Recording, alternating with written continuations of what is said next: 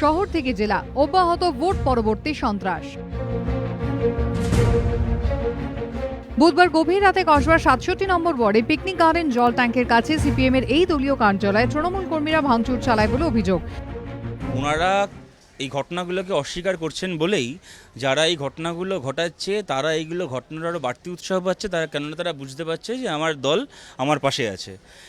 কসবাতে এই ৬৭ নম্বর ওয়ার্ডে গতকাল রাত্রের এই ঘটনাটাকে নিয়ে কসবা বিধানসভা অঞ্চলে খালি এই বিধানসভা ভোটের ফলাফল বেরোনোর পর থেকে এখনও পর্যন্ত ৬০টার ওপর এরকম ঘটনা ঘটলো, যেখানে হয় আমাদের পার্টি অফিস হামলা হয়েছে, দখল হয়েছে।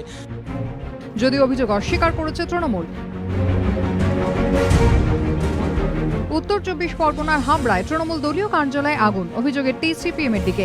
তৃণমূলের অভিযোগ, বৃহস্পতিবার ভোরে হাবড়ার বাণীপুরে তাদের দলীয় কার্যালয়ে আগুন লাগিয়ে দেয় সিপিএম কর্মীরা। তৃণমূল কর্মীদের ভয় দেখানো যায়, সেই প্রচেষ্টা সিপিএম অন্য জায়গায় যেমন সারা রাজ্যে এবং উত্তর ২৪ পরগনায় শুরু করেছে, গতকাল বসিরহাটের বুকেও যে সন্ত্রাস করেছে, সিপিএম একইভাবে হাবড়ায় ওই একই সন্ত্রাস করতে চাইছে। আমরা মনে করছি এই ঘটনার সঙ্গে সিপিএম এর আশ্রিত দুষ্কৃতীরা জড়িত, কারণ এই অভিযোগ অস্বীকার করেছে সিপিএম। আমাদের যারা আছেন কর্মীরা তারা এই ধরনের ঘটনা কোনোদিনই এরকম মানসিকতা দেখাননি। অযথা আমাদের বিরুদ্ধে অভিযোগ হচ্ছে, অভিযোগের কোনো সারবত্তা নেই।